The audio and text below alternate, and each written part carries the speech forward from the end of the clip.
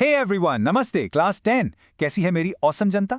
चलो आज ना एक super fun pattern spotting adventure पर चलते हैं। रेडी हो? We are about to dive deep into your maths chapter 5 जिसका नाम है अरिथमेटिक प्रोग्रेशंस। ओके, सो सबसे पहले let's start with a little puzzle. एक रिडल समझ लो। एक तरफ है किसी की जॉब की मंथली सैलरी और दूसरी तरफ है एक सीढ़ी, अ लैडर। अब सोचो इन दोनों चीजों में what could possibly be common? थोड़ा अजीब है ना, बट डोंट वरी, इस सेशन के एंड तक you and I we gonna solve this mystery together.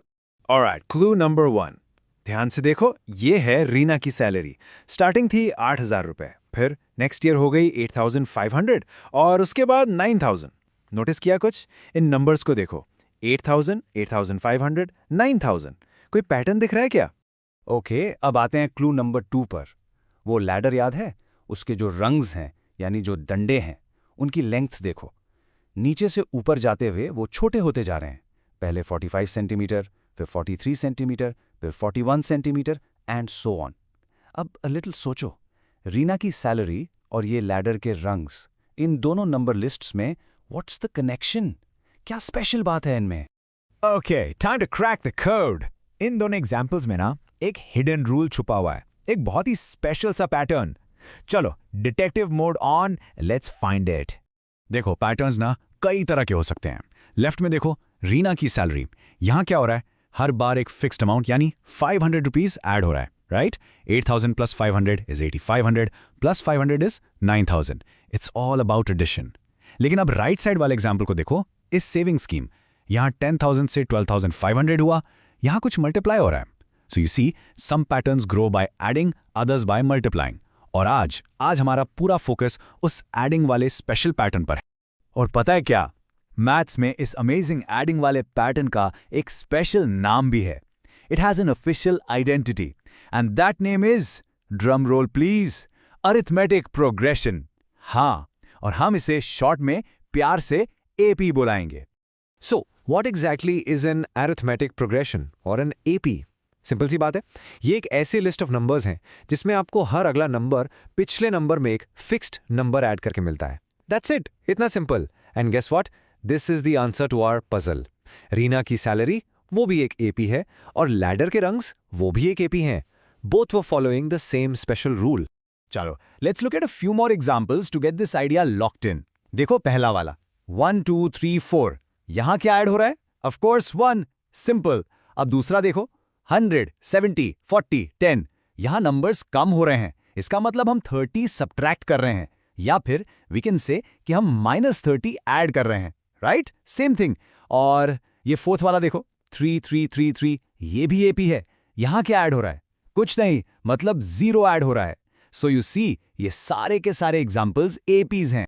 अच्छा, ये जो फिक्स्ड नंबर है जिसकी हम कब से बात कर रहे हैं, the one we keep adding again and again, ये इस एपी का सीक्रेट कोड है और इसका एक स्पेशल नाम है। We call it the common difference. और इससे याद रखना, this common difference can be positive, it can be negative और it can even be zero. Let's look at this table. ये वही एग्जाम्पल्स हैं। फर्स्ट वाले का कॉमन डिफरेंस, जिसे हम डी से डिनोट करते हैं, है +1। सेकेंड वाले का डी है -30। थर्ड, जहां नंबर चेंज ही नहीं हो रहा, वहां डी है 0।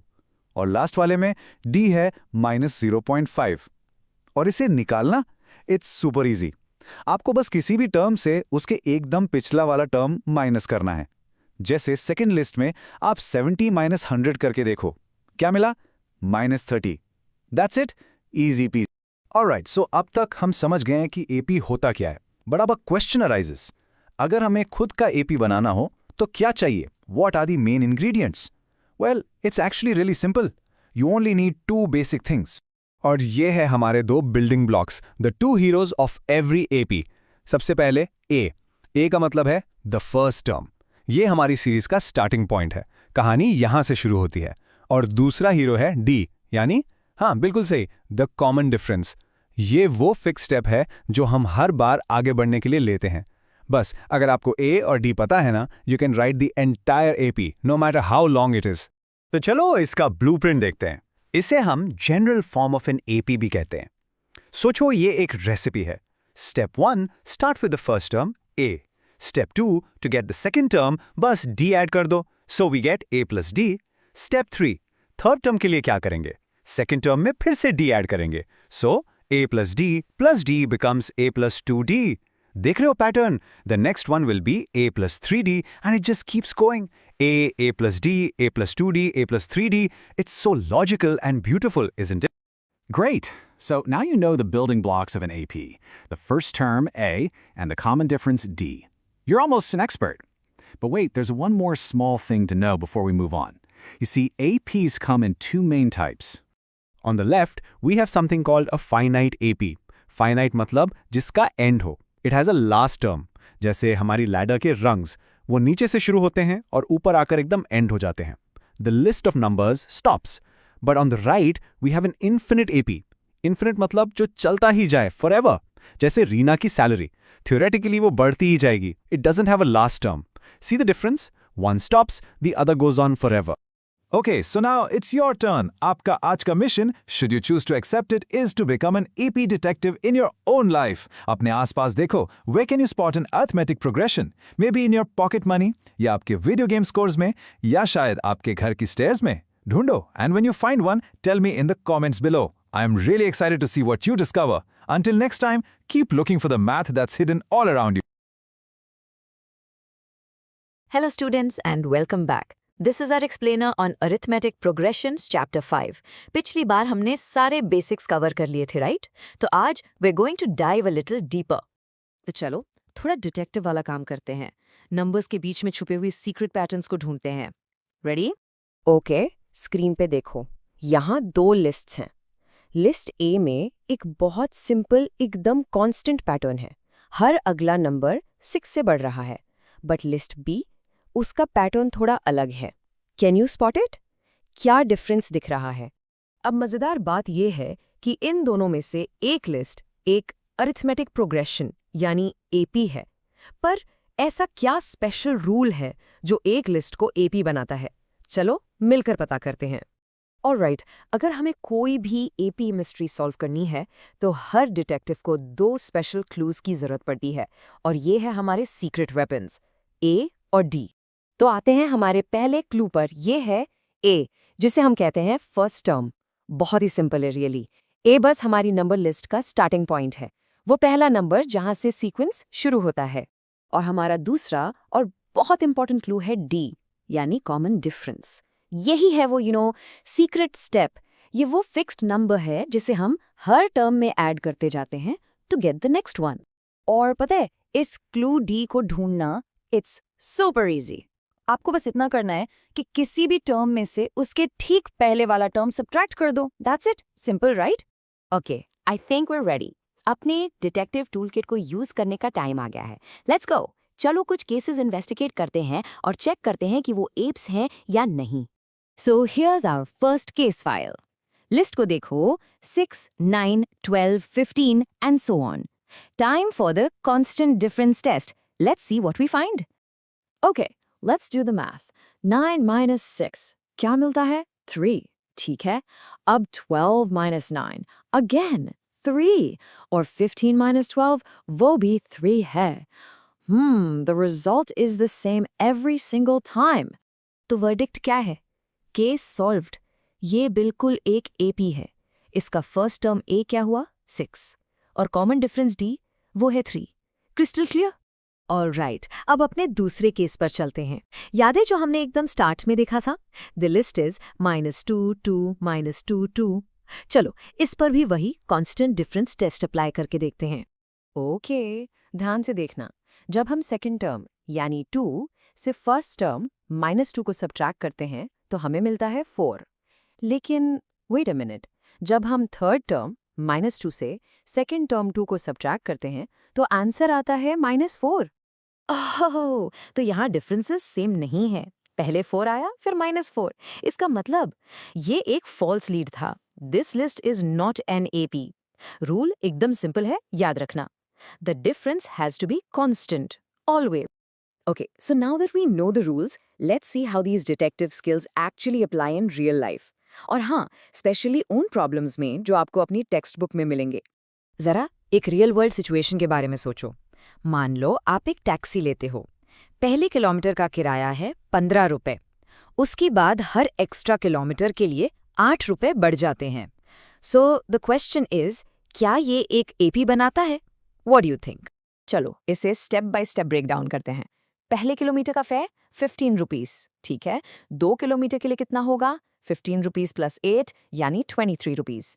3 किलोमीटर के लिए 23 रुपीस प्लस 8 हो गया 31 रुपीस, और 4 किलोमीटर के लिए 31 रुपीस प्लस 8 39 रुपीस। आप देख सकते हो हर किलोमीटर के साथ फेयर एक फिक्स्ड अमाउंट से बढ़ रहा है, which is 8 rupees. So there you have it.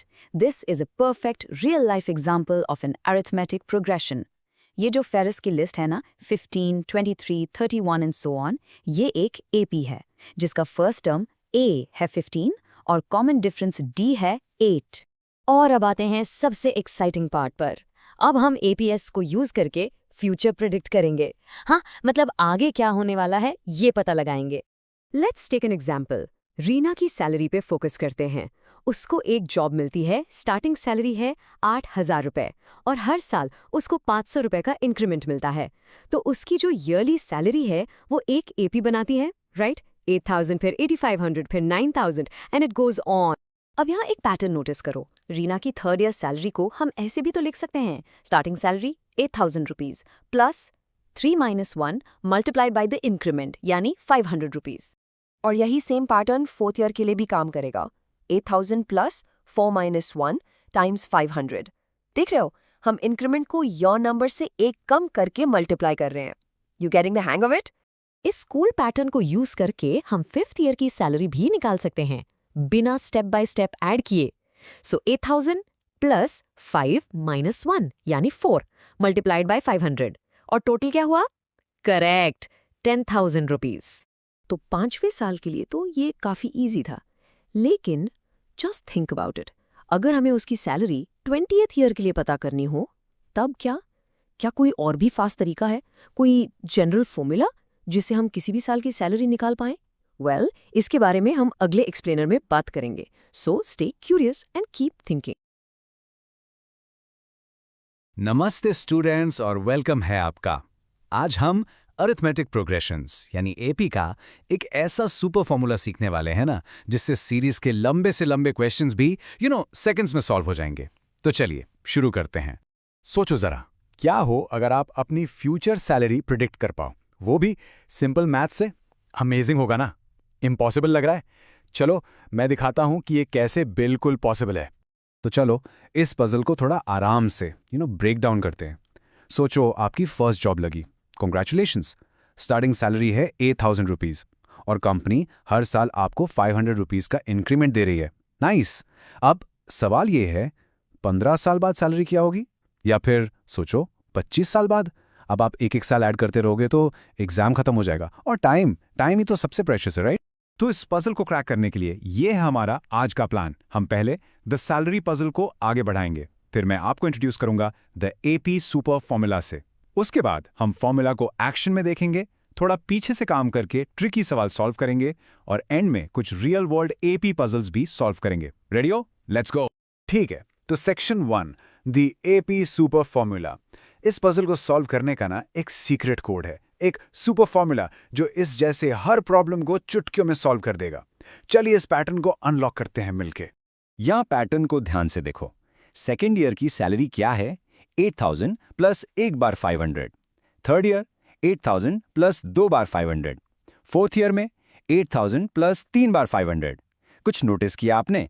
जिस भी साल यानी n की सैलरी हमें चाहिए, हम इंक्रीमेंट को उस साल से एक कम यानी n-1 से मल्टीप्लाई करके फर्स्ट सैलरी में ऐड कर रहे हैं। सिंपल। और देखो, इसी सिंपल से पैटर्न से बन जाता है हमारा सुपर फॉर्मूला। किसी भी एपी का कोई भी टर्म यानी an निकालने का फॉर्मूला है an is equal to a plus n-1 d। बहुत सिंपल है। देखो, a है फर्स्ट टर्म, d है कॉमन डिफरेंस और n है वो टर्म नंबर जिसे आप ढूंढ रहे हो। That's it. चलिए अब आते हैं सेक्शन 2 पर, फॉर्मूला इन एक्शन।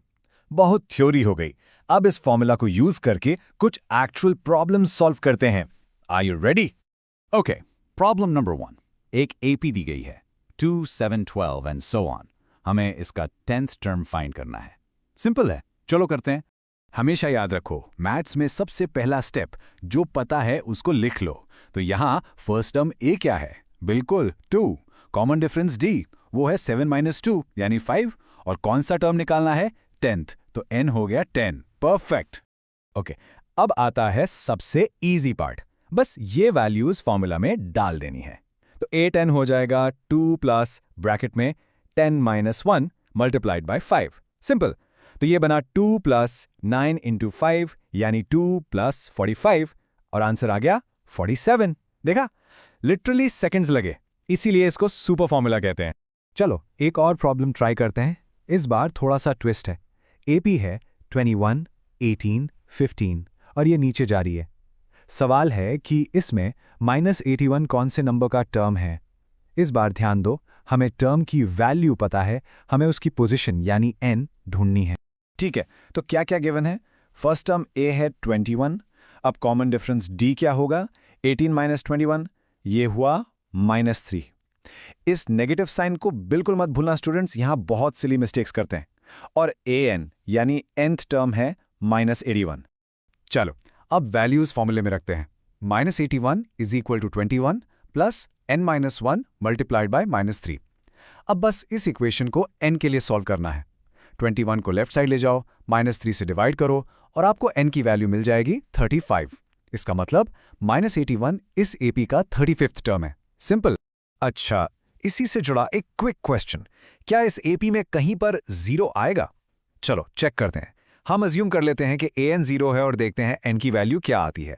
तो 0 equals to 21 plus n-1 into -3।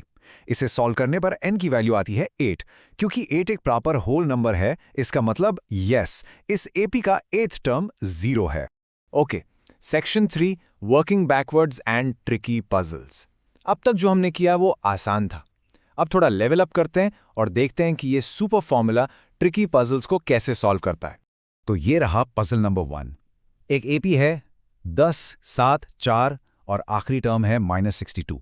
हमें 11th टर्म निकालना है, लेकिन आगे से नहीं, पीछे से, यानी फ्रॉम द लास्ट टर्म। ये जो फ्रॉम द लास्ट टर्म है ना, यही सवाल का सबसे इंपॉर्टेंट पार्ट है। ध्यान से। अच्छा, इसको सॉल्व करने के ना 2 रास्ते हैं।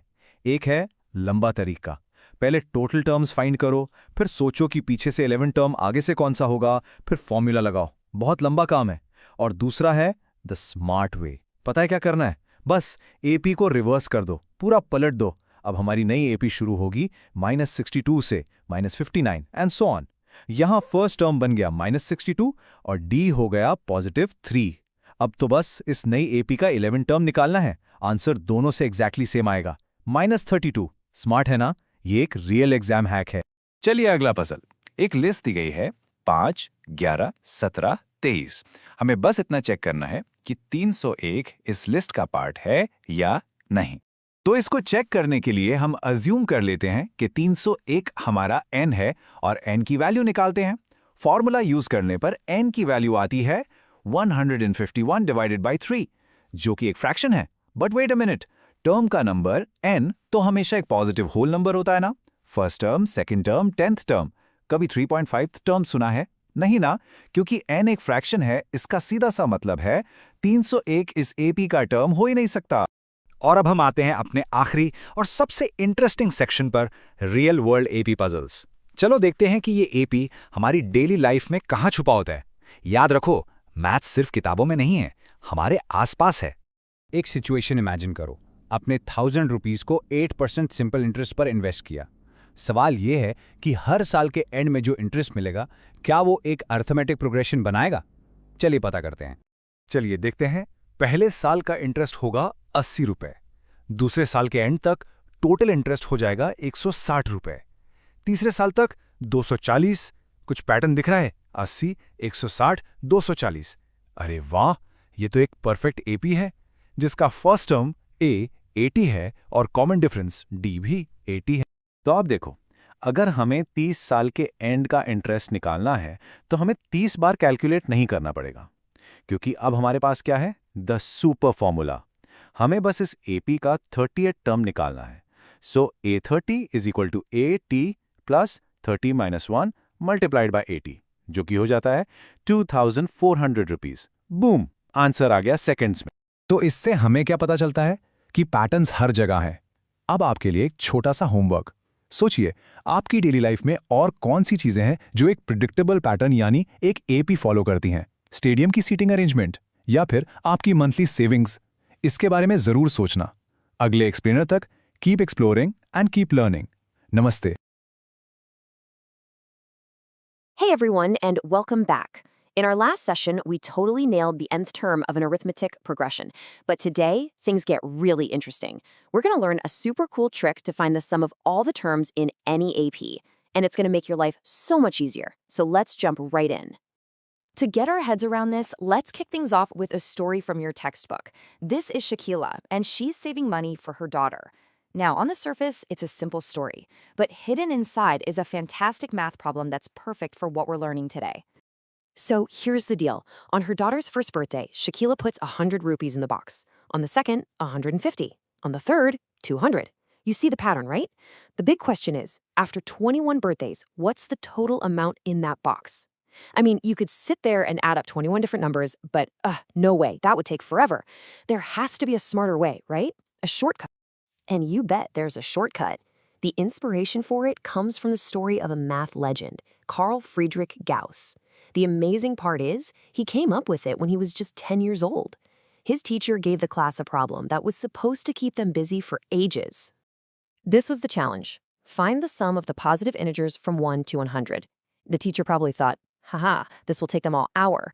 But little Gauss just walked up to the teacher's desk a few seconds later with the right answer. How on earth did he do it? Let's break down his amazing trick. This is pure genius. Check it out. First, he just called the sum S. Then, and here's the brilliant move, he wrote the list of numbers again, but backwards. So 100, 99, 98, all the way to 1. Then, he just added the two lines together, vertically. And look what happened. 1 plus 100 is 101. 2 plus 99 is 101 again. 3 plus 98, 101. Every single pair adds up to 101. Mind-blowing, right? And how many pairs are there? Well, 100 numbers, so 100 pairs. That means 2 times the sum, or 2s, is just 100 times 101. From there, the rest is easy peasy. And boom, the answer is 50-50. Gauss turned a massive addition problem into one simple multiplication. Incredible, isn't it? So, okay, that's a cool story. But what does a 10-year-old's math trick have to do with our arithmetic progressions? Well, everything. We can use that exact same logic to create a universal formula that works for any AP. Let's see how. We're going to pull a Gauss. We'll take a general AP where the first term is A and the common difference is D. The last term, as we know, is A plus n minus 1 times D. Now, just like Gauss did, we're going to write that same AP again, but completely backwards. And when we add these two lines together, the same magic happens. The first term, A, plus the last term, a plus n minus 1d, gives us 2a plus n minus 1d. And guess what? The second term plus the second to last term gives you the exact same result. Every single pair sums to the same value. And how many of these identical pairs do we have? We have n of them. So 2s is simply n times 2a plus n minus 1d. And from there, with one simple move, we have it, our magic formula. The sum of the first n terms of an AP, which we call Sn, is equal to n divided by 2 multiplied by 2a plus n minus 1d. This, my friends, is the key to everything today. You're going to want to write this one down, maybe put a big star next to it. It's that important. But wait, there's more. There's also a shorter, kind of elegant version of this formula. It's really useful when you happen to know the very last term of the AP, which we'll call L. In that case, the sum is simply n divided by 2 times the first term plus the last term. It's really the same formula in disguise, but wow, it can save you a ton of time. All right, we are now armed with a mathematical superpower. So let's go back to Shakila's money box. That problem that looks so long and boring, we're about to solve it in a snap. Okay, first things first, let's pull out the important info from the problem. Our first term, A, is the first amount she's saved, which is 100, right? The common difference, D, is how much she increases it by each year, so that's 50. Easy. And the number of terms, N, is the number of years, which is 21. Perfect, we have everything we need. Since we know A, D, and N, we'll use our main formula. Let's just state it clearly so we're all on the same page. The sum equals N over 2 times the quantity 2a plus n minus 1 times d. Now for the fun part, We just plug in our numbers. The sum for 21 terms, as 21, is 21 over 2 times 2 times 100 plus 21 minus 1 all times 50. Let's crunch these numbers. 21 divided by 2 is 10.5. Inside the brackets, 2 times 100 is 200, and 21 minus 1 is 20, times 50 is 1,000. So we have 10.5 multiplied by 200 plus 1,000, which is 1,200. And 10.5 times 1,200 gives us our grand total, 12,600 rupees. See, no adding 21 different numbers, just one powerful formula, and bam, done. That is the incredible power you now have with arithmetic progressions. Okay, you've seen the magic. Now it's your turn to be the magician. I've given you the tool, and now it's time to see if you can use it. Are you ready to test out your new math superpower? Here it is, your challenge question. Listen carefully. How many 3-digit numbers are divisible by 7? This one's a little tricky because you have to build the AP yourself first. Think about it. What's the first 3-digit number that's divisible by 7? And what's the last one? Once you figure that out, you'll know your A, your last term L, and of course your common difference D is 7. Give it a shot, work it out, and let me know what you get in the comments. Good luck! Hello students and welcome back. तो आज हम arithmetic progressions के एक super interesting part को master करने वाले हैं, sums. Yup, this is chapter 5 part 5। So get ready, let's dive right in. अच्छा, जस्ट इमेजिन मैं आपको एक बहुत लंबी लिस्ट ऑफ नंबर्स दे दूं ऐड करने के लिए। जैसे 1 से लेकर 100 तक। कितना टाइम लगेगा? काफी बोरिंग हो जाएगा, राइट? वेल गेस व्हाट, अब से मैनुअल एडिशन को बाय बाय बोल दो, क्योंकि हमारे पास एक बहुत ही स्मार्ट और बहुत ही फास्ट तरीका है। और वो तरीका है एक पावरफुल मैथमेटिकल टूल। हम इसे बोलेंगे एपी सुपर फॉर्मूला। ये एक ऐसा फॉर्मूला है जो इन सारी प्रॉब्लम्स को ना एकदम सिंपल और बिलीव इट और नॉट फन बना देगा। तो रेडी हो इससे मिलने के लिए? Okay, let's get into it. हमारे आज के सेशन का जो हीरो है वो है the sum formula. Think of it like this, ये आपका नया सुपर टूल है सारे सम रिलेटेड क्वेश्चंस को क्रैक करने के लिए। And there it is. Screen पर देखो ध्यान से। s subscript n equals n by 2 multiplied by 2a plus n-1 into d।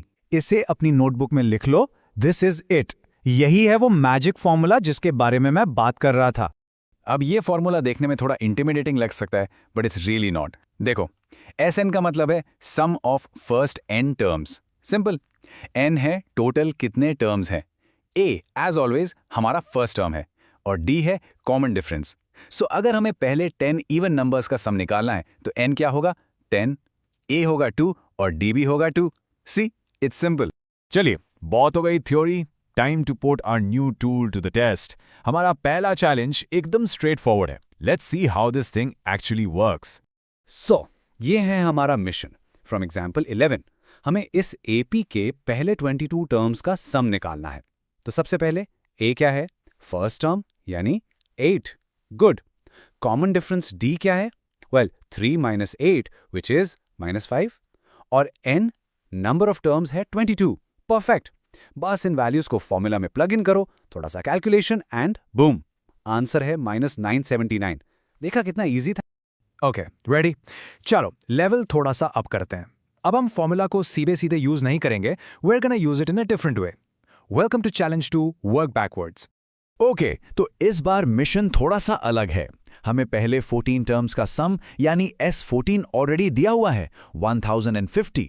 First term A भी गिवन है जो है 10 और हमें फाइंड करना है 20th टर्म A20।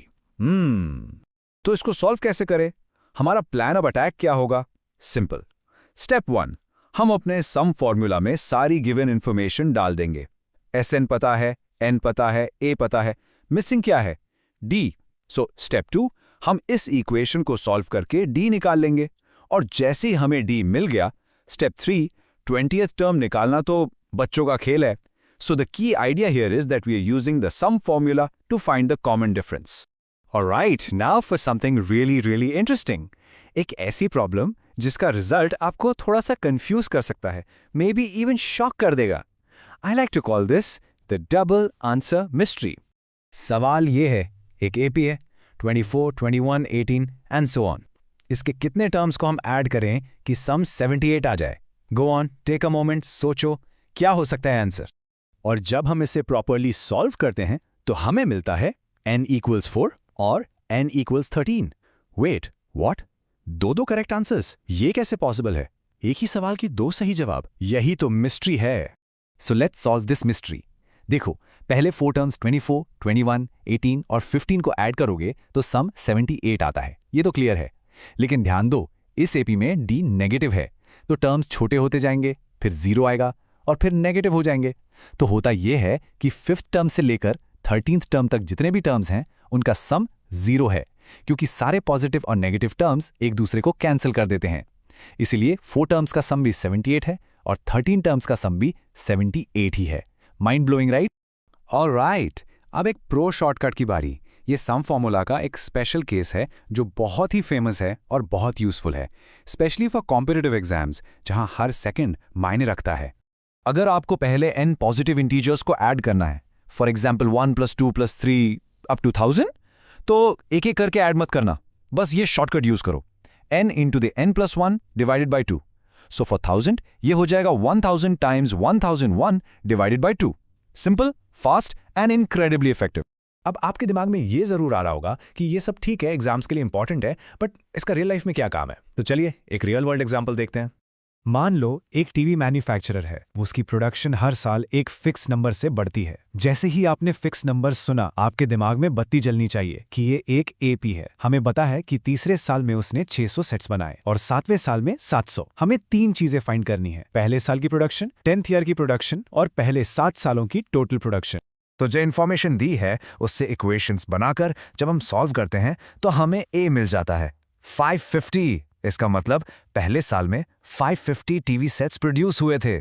अब जब हमें ए और डी दोनों पता हैं तो 10th ईयर की प्रोडक्शन यानी A10 निकालना बहुत आसान है। And the answer is 775 sets. The company is growing. और आखिरी सवाल, पहले 7 साल की टोटल प्रोडक्शन। इसके लिए ऑफ कोर्स हम यूज करेंगे अपना super tool the sum formula. हम S7 निकालेंगे and we find the total is 4375 TV sets. देखा कितने बड़े बड़े कैलकुलेशंस कितनी आसानी से हो जाते हैं। So the most crucial point is ये कि ये सिर्फ टेक्स्ट बुक मैथ नहीं है। ये पैटर्न्स, ये प्रोग्रेशंस बिजनेस में, फाइनेंस में, यहां तक कि आपकी अपनी सेविंग्स प्लान करने में भी यूज होते हैं। Seriously, APs are everywhere.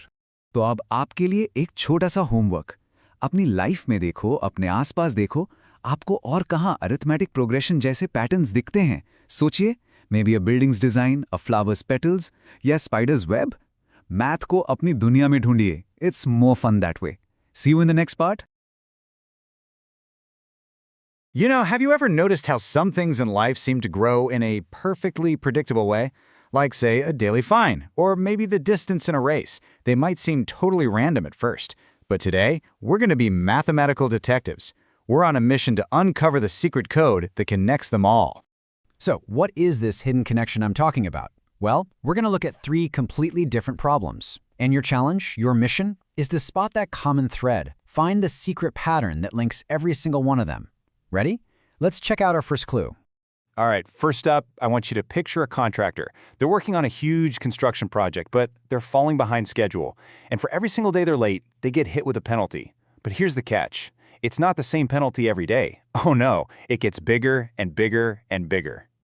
Okay, for our next scenario, let's think about a school that's on a mission to plant trees. Every class is getting involved all the way from class 1 to class 12. But they don't all plant the same number of trees. Nope, there's a very specific rule that decides how many trees each class has to plant. And for our final mystery, let's head over to a school's sports day. We're watching a potato race. You've got a competitor who starts at a bucket, runs to grab the first potato, brings it all the way back, and then runs out for the second one, and so on. The big question is, what's the total distance they run? It sounds simple, but trust me, there's a pattern hidden in those distances. So, we've got our cases. Now, every good detective needs a toolkit to crack the code, right? Well, the secret code we're dealing with is called an arithmetic progression, or just AP for short. It's basically any sequence where the difference between the numbers is always the same. And our toolkit has 2 super powerful formulas that help us solve any AP we find. Okay, this is our first master key. You're going to use this formula when you know three things. The very first number in your sequence, we call that A. The fixed amount it goes up by each time, that's our D. And the total number of items you're adding up, which is N. And here's our second key. It's a fantastic shortcut. This one is perfect for when you know the first term, A, and the very last term, L. It can save you a ton of time. So, two different tools for two different situations. Now, let's actually put them to work. All right, time to dive in. Let's open our first official case file, the mystery of that escalating construction penalty. Our job is to figure out the total amount of money that poor contractor has to pay. So the problem lays out the clues perfectly for us. The penalty starts at 200 rupees. The next day, 250. The day after that, 300. Wait a minute. Do you see it? It's going up by a fixed amount, exactly 50 rupees every single day, for 30 days straight. That's it. That's our pattern. Okay, like any good detective, let's pull out the hard numbers. The penalty on day 1, 200. The constant increase, the difference, 50 rupees. And the total time, the number of days, 30. See? These aren't just random numbers. They are the key ingredients of our arithmetic progression. And check this out. This shows exactly how that word problem is really just an arithmetic progression in disguise. The first day's penalty is our first term, A. The daily increase is our common difference, D. And that 30-day delay, that's the number of terms, N. We've got everything we need to solve this. So we just take those variables, A, D, and N, and we plug them into our first formula. A quick little calculation, and boom! The total penalty is a whopping 27,750 rupees. By just recognizing that hidden AP, we've solved our first case. Case closed. Excellent work, detective. Now let's take those skills and apply them to our second case, the surprisingly mathematical potato race. This time, our mission is to figure out the total distance the competitor runs. So let's picture the setup. You've got the bucket, and then the first potato is 5 meters away. After that one, every other potato is another 3 meters farther down the line. And there are 10 potatoes in total that the runner has to bring back, one by one. Let's break down how far they're running. To get that first potato and come back, that's 5 meters there and 5 back, so 10 meters. For the second one, they have to go 8 meters there and 8 back, which is 16. For the third, it's 11 meters there and 11 back, making it 22. There it is, 10, 16, 22. The distance is increasing by a constant 6 meters each time. We've found another AP.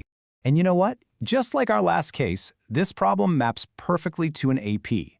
The distance for that first potato? 10 meters. That's our A. The extra 6 meters they run for each one after that? That's our common difference, D. And the 10 potatoes in total? That gives us our N. So we use our sum formula one more time. We plug in A equals 10, D equals 6, and N equals 10. And we get our answer. The total distance that competitor has to run is 370 meters. Wow! To put that in perspective, that's almost the length of 4 football fields. So what was it? What was the secret connection between a construction penalty, a school planting trees, and a potato race? Well, as we've discovered, the answer was the arithmetic progression. It's this fundamental pattern of constant, steady growth that just shows up in the most unexpected places. And really, this is the key takeaway for you. You now have a detective's method for solving these kinds of word problems. First, read the problem carefully and look for clues. Second, identify that pattern of constant change. Third, pull out your variables A, D, and N. And finally, just apply the right formula from your toolkit to crack the case. Now that you know how to spot this pattern of constant growth, a whole new challenge begins. From saving money in a piggy bank each week to the number of seats in a movie theater, arithmetic progressions are hiding everywhere. So keep your detective eyes open. Because the real skill isn't just solving a problem in a textbook, it's about seeing the hidden mathematical structure of the world all around you.